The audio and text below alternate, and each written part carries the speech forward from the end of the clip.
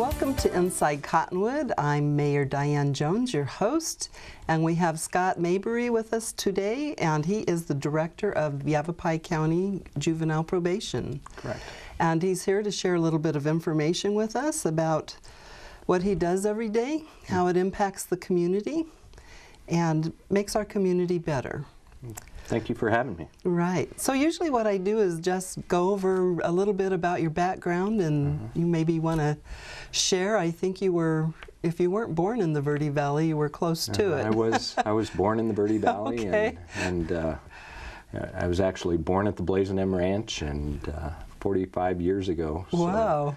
And we've been blessed enough to raise our kids here. I have two daughters, one in college and one's a sophomore at Mingus, and so we've been lucky to live here all our lives. Right, and your family has lived here for how many generations? Was your grandfather Chuck? I think my grandfather moved here in 1964, I want to say, so yeah.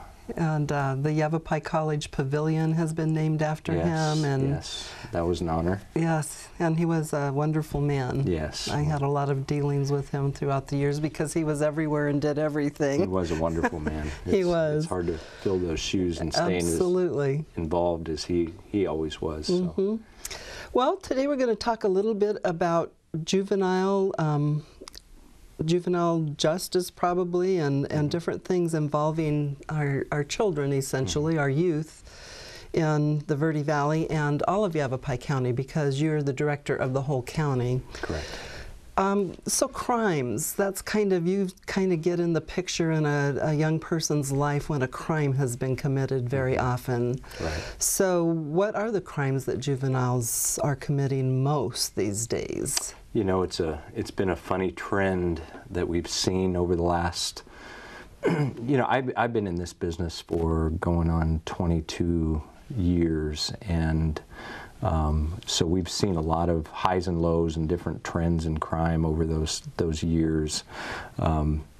We've actually had a reduction in juvenile crime in the last 5 or 6 years, which is shocking to a number of people. And why would that be? You know what? I don't know that anybody. No one knows. No, there are a lot of theories out there, but it really followed the trend lines of the economy. When we felt that crime was going to ramp up, especially juvenile crime, when the economy was tanking, the crime trends actually went down, and there's really no answer, is there? There isn't. I mean, there's a lot of theories out there, and I don't know that anybody has any one answer. But one of the things that has happened in those years is that it seems the cases have gotten more difficult, even though crime has gone down. The length of stay in detention is longer, because I think families are more fractured, and trying to find proper placements for kids and those type of things are becoming more difficult. We're seeing more mental health issues and things along those lines. What do you think is a major contributor to juvenile crime? What causes, I mean, how does it compare to maybe 50 years ago? And our society is so different than it was even 10 years ago. Right. I think the answer most of the time for kids that go deep into our system are fractured homes. I think the family is completely different, and trying to make that connection with the kid to their family is different than even when I was growing up. I think all kids will be kids at certain levels, and we deal with your first-time shoplifters and those type of things. But a kid that just kind of made a mistake, made a bad choice, and that happens all the time, and we're there to deal with those. But those are the kids that we don't spend a lot of time with. Those are self-correcting, and if we were to spend a lot of time with those kids, we'd probably do more damage than good. You know, oftentimes people will talk about wanting to make sure you make an impression on those first or second time offenders. You do hold them accountable, but you don't want to take them too deep into the system and give them time in jail and those type of things, to where they become assimilated to the system. And so those low-level offenders are self-correcting, and we don't spend a lot of time with them. You want to try and get them in and out. You want to divert them out of the system. But the kids that go deep into the system, that have multiple referrals, that need constant supervision, that are in and out of detention, you know, those are rarely do we ever see functional families with those kids. So I would say it's the families that we're seeing has changed. So one thing is that in these cases sometimes society or juvenile probation or the schools, the schools I think, have to deal with these issues. And so that can take a lot of time or, you know, create a lot of challenges, I mean, even in the school. So what are the trends that we're seeing in the juvenile justice system? You know, one of the interesting trends that we've seen over the last couple of years, we talk about a dip, but is the fact that in my 22 years in this field, alcohol and drug offenses were always number 1 and 2 in the list of offenses, and we get everything. We get everything from sexual offenses to drugs to burglaries, shoplifting. But what has always been constant is that drugs and alcohol were number 1 and 2. Last year, for the first time, and what we had seen when we were going into the recession, was that domestic violence started really creeping up there. And now domestic violence took over alcohol offenses for the number 2 offense for kids in Yavapai County. That's very concerning. It is, and I think that speaks to the issues that we're having with families. So that's a very interesting trend, and something that, you know, you talk about the schools and us trying to collaborate to really wrap around and get services to these families and kids. Those are things that we try and do, is that we involve the guidance clinics and counselors and service providers and the schools and law enforcement and try and hit it from all different angles, because we can't do it alone. Do you think, I mean, as far as trending goes, does poverty make a difference? You know, I haven't seen those statistics, but I suspect it does. I think that some of the things we see in large cities and inner cities has more to do with poverty than anything else. So I believe it does. And, you know, once again, very, very few times with these kids that go deep into the system do we see very affluent families that have a lot of resources to take care of the issues within their home. So it's often people of low means. We need to take a break right now, but when we get back, maybe we can talk a little bit about the marijuana issue, if you... That sounds great. Okay. We'll return in just a moment to Inside Cottonwood.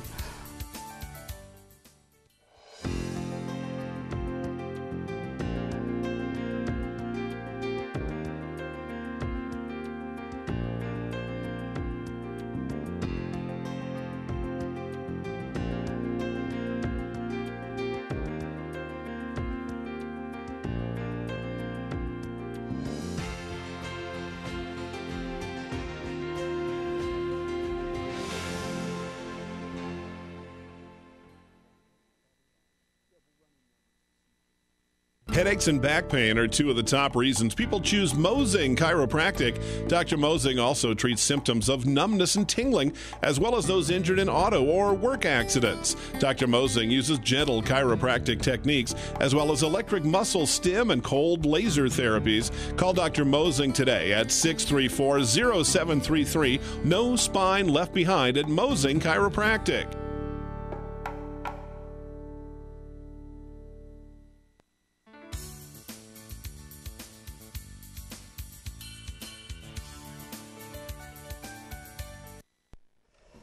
Welcome back. I'm Mayor Diane Jones here with Scott Mabry today from Juvenile Court Services. So we were just talking a little bit during the break about medical marijuana and whether that might have impacted the use of marijuana by our youth. And do you want to share a little bit about that? It's an interesting topic that is a very hot topic right now, as everybody knows, and I come from the standpoint of what's best for kids, and that's always where, you know, when an issue comes up, I'm going to take a look at it from what I think is best for our kids, and I think that it's probably not as much the legalization of medical marijuana. It's more the attitudes that have come along with that it's now a good thing, and that it's no longer not even just harmful, but it actually heals. And I've heard some things that, you know, it's amazing what people come up with. And on a day-to-day basis, I will go back in and into detention, or I'll see kids in the field, and we absolutely see the negative effects that marijuana has on the families and the kids, and it is addictive. There is no doubt in my mind. I see kids that need it to sleep, that self-medicate, and that we have in our facility that actually go through major withdrawals, and we have to do other things with them. So I always come at it from a standpoint of what's best for our kids, and I think the direction that we've been headed has not been good. So I've read some materials, and there's data here, there's data there, and this data contradicts that data. Right. But I've read that a child who starts using at a young age, that it can affect their, it can affect them really, I mean, mentally very much. Yeah. And so it can bring down their IQ, I guess, yes, up to 6 points, they say. There's no doubt. When they're tested for their IQs. So it can impact a child. Absolutely, yeah. And not just a child that directly smokes it, but a child that is around it all the time. And that's one of the problems we're seeing with the families, is that there's apathy, and they smoke it around kids, and it's not good. It's definitely not a good thing. So yeah, it'll be just interesting to see what the future brings, because I really do think that it seems like the majority of the public, or the voters, do support legalization.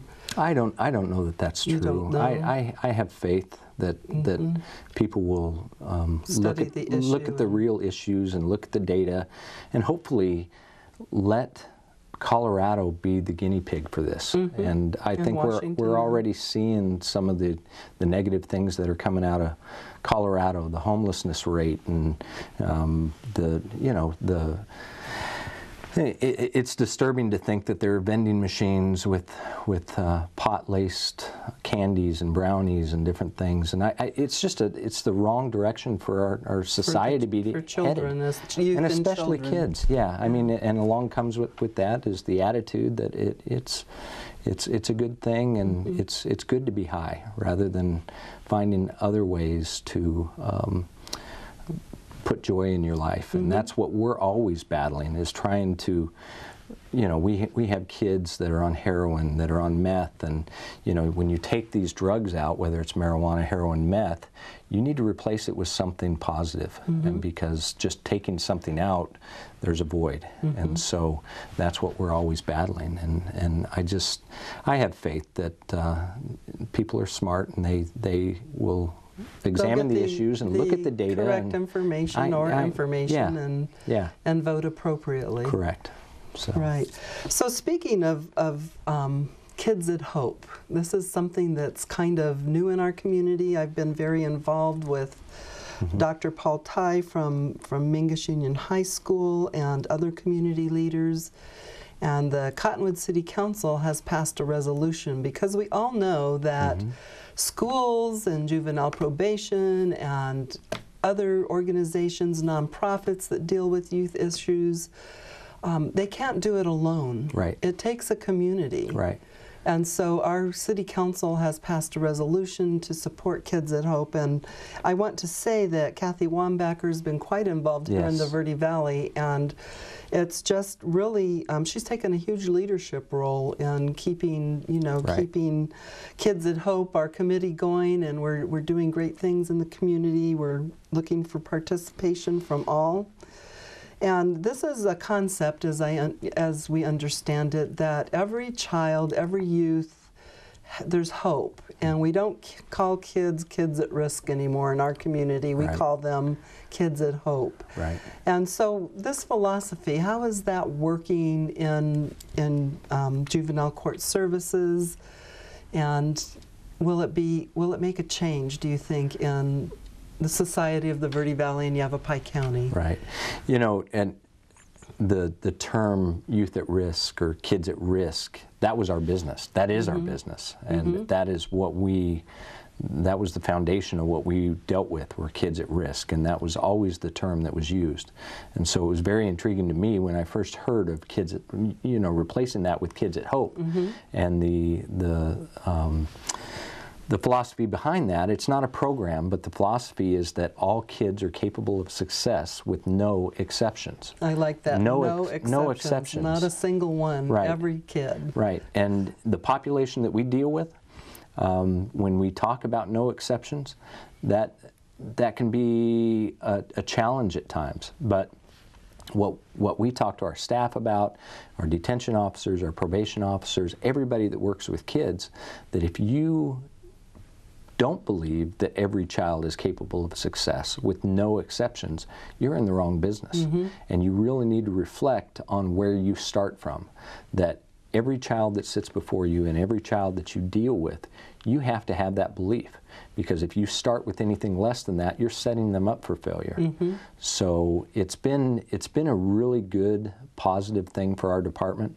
And I think we were one of the first, probation department to have Rick Miller come and present to our staff, and it was a year ago, might have been a year ago today that we had him here, and now the Supreme Court has taken it to all probation departments across the state. Great, I didn't realize that. Yeah, and so we're all invested in Kids at Hope and that philosophy, and I think it's going to be a positive thing. And it goes beyond just a philosophy, but it also talks about your 4 ACEs, and that for a kid to succeed, you have to have somebody that is invested in their life, some positive adult figure that will invest time in them. And sometimes that one ACE, the most important, the parent, isn't going to be there.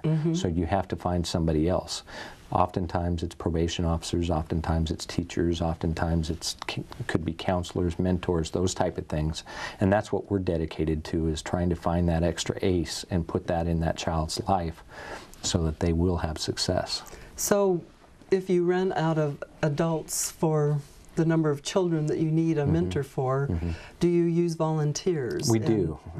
Juvenile probation. We have a program called the Juvenile Court Institute, and once or twice a year, it's like a 10-week academy that we run a group of people through. I think the last class we had upwards of 35 people in it, and they see the juvenile justice system from start to finish. They sit through court, they talk to kids in detention, they go out in the field with probation officers, they meet with all the players, prosecutors, counselors, defense attorneys, judges, all the players in the system, so they have a good grasp of what we do.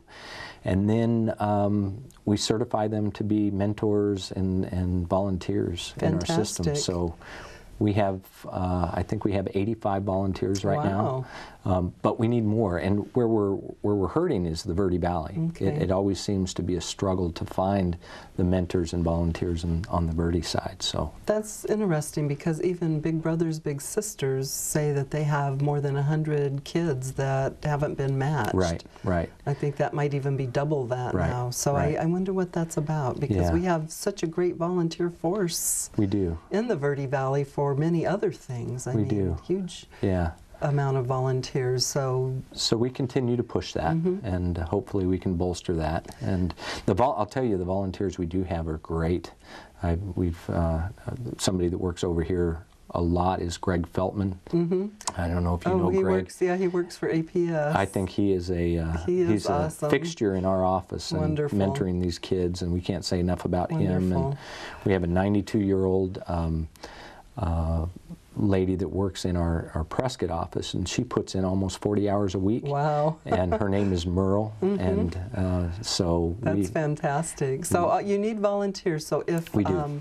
If someone would want to volunteer to help with juvenile probation or juvenile court services, as we now call it, they would call 928-771-3156. But if they live in the Verde Valley, they don't have to call long distance. They can call 639-8100? 8172. 8172. Yes. 639-8172. Correct. And so in the Verde Valley, 639-8172, and they could find out about volunteering and come in and probably talk to a person on how they could do that, what they would need to do. Yeah. Well, we need to take another short break, so we will be right back in just a moment. Okay. Headaches and back pain are two of the top reasons people choose Mosing Chiropractic. Dr. Mosing also treats symptoms of numbness and tingling, as well as those injured in auto or work accidents. Dr. Mosing uses gentle chiropractic techniques, as well as electric muscle stim and cold laser therapies. Call Dr. Mosing today at 634-0733. No spine left behind at Mosing Chiropractic.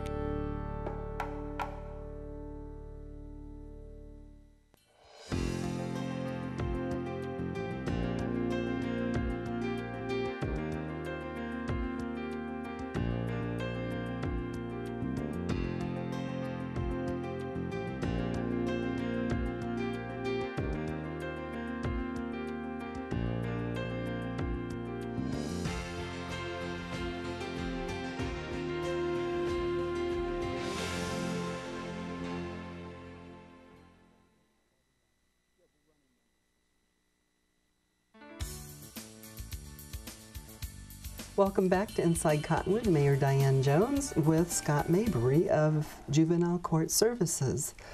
So I really invited you to be on the program because several years ago I came to a presentation that you did. I think it was at the Clarkdale School. And you were talking about videos and music and how all of that impacted our youth. And I thought, you know, we haven't heard about this lately, and so that's kind of why I invited you to be on the show. Right. And what about, I mean, even since that's been maybe 5, 6, 7 years ago. Right. And now we have Facebook and we have Twitter and media. So how does that impact our youth? You know, it's always been a very controversial thing, and I feel that negative media, whether it's music, video games, YouTube, whatever it is, movies, has an impact, and it really desensitizes our kids to the realities of life, and I don't think there's anything left to their imagination anymore. And so I think that it affects it. And it's changed. We looked at, you know, I was working at Mingus Union High School at the time of Columbine. And that really spurred a lot of people to look at this issue on why are we seeing so many school shootings. And that really prompted me to do a lot of research, and there was a link in some of the video games and the music and the negativity that we were seeing. Because a lot of those, the media talks about death and crime and killing people and beating up people, and so that's the kind of message that they may be receiving. And you talk about, we haven't heard much about it recently. Well, just in this past week, we've had a couple kids on the Prescott side who have been detained and arrested for these type of school threats. And I think what we're getting smarter about is not publicizing it so much so we don't have so many copycats. Right. That was a huge issue as well, that we were seeing these kids put on the cover of Time magazine, and kids knew that if they committed such a crime that they would become famous. And when you have a kid in desperation that has nothing to lose, it became a huge issue of copycats. And we just, we had one that hit the media pretty hard in Prescott a couple weeks ago, and then we just had another one yesterday, and it was a result of Facebook. The last one was a Facebook issue, and so social media is changing it, and we're trying to keep up. I don't know that I'm technologically savvy enough to say that we're staying on top of it, but we're trying, but it's changing so fast, and these kids know instantly what each other are doing. They, a lot of the interpersonal skills that we used to have growing up, because we used to have to go up, and if we wanted to ask a girl to the dance, we used to have to get the nerve to go and do that, or at least put a note in front of her. Right. And now they text it from across the way, or Facebook it, and so things have changed, and it's changed the way we've done business. And right, a lot of, I think, youth and adults, they'll text each other rather than talk, or phones are kind of out now. It's texting is in, and Facebooking is in, and I love Facebook. I'm a big Facebook user. Right. And so it's just a whole new world out there. Right. It can be positive or it can be abused, And exactly. One of the positives is that the kids that we supervise on probation now, everything is on Facebook, and we require the court to allow us Facebook access for all of their accounts, and oftentimes that's one of the things we see with these kids is everything is on Facebook, the good and the bad. So the probation officers have more knowledge about what these kids are doing. And how to help them and help life become more positive for them. Right. So today we have been talking, about youth that are challenged. They have challenges, but they're at hope. Right. There's much hope for each youth. Everybody has hope, and trying to get them mentors and volunteers to help and make a difference in these kids' lives. Right. And show them that they're loved and valued, and if they haven't had that background. Right. But I always like to not just dwell on any negatives, but we have so many great youth in our community, and I'm sure you work a lot with youth, with your girls growing up and attending, I guess Clarkdale School as small children, and now Mingus High School and college, and there are just so many, really accomplished kids, and I think sometimes that even when I was a teenager, I can remember writing a letter to the editor that all kids aren't bad, Right. And having adults even in my day, which is a long time ago, think that kids were, worthless or whatever. Right. And I really, work with so many positive circumstances in our community with youth who are just accomplishing so much. The Cottonwood Youth Advisory Commission, in fact, Charles Novak came to our Kids at Hope meeting yesterday. He's the president of the Cottonwood Youth Advisory Commission, and there's the Key Club and Interact Club and National Honor Society, and there are so many, a majority of our kids, I think, are doing great things. They are. They're going to be, it's going to be good to hand over, all of our duties to them. They're going to do well for our country, our nation, I think. So we have to, in spite of dealing with kids that haven't had opportunities or make really bad decisions and have consequences for those decisions, we have to think that we have a wide variety of youth and a lot of really accomplished and work hard, and some of those youth that are accomplished and see a lot of successes also came out of really difficult backgrounds. Might have lost a parent and or don't have parents, have guardians. So it's just kind of got to always keep that balance. No, absolutely, and we do. I've never lost faith in kids, and even the kids that are in our system. There's something a little bit sick and twisted about the fact that I enjoy what I do and working with this population of kids, and as well as everybody else in our department.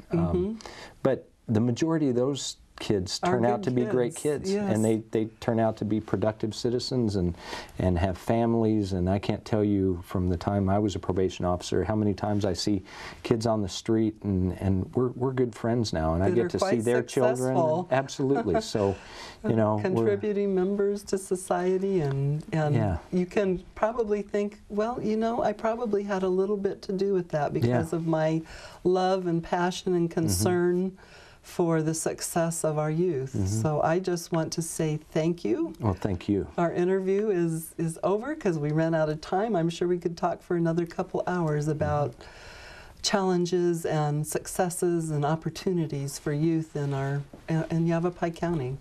Well, thank you for having me. You're welcome. And that's the way it is in Cottonwood.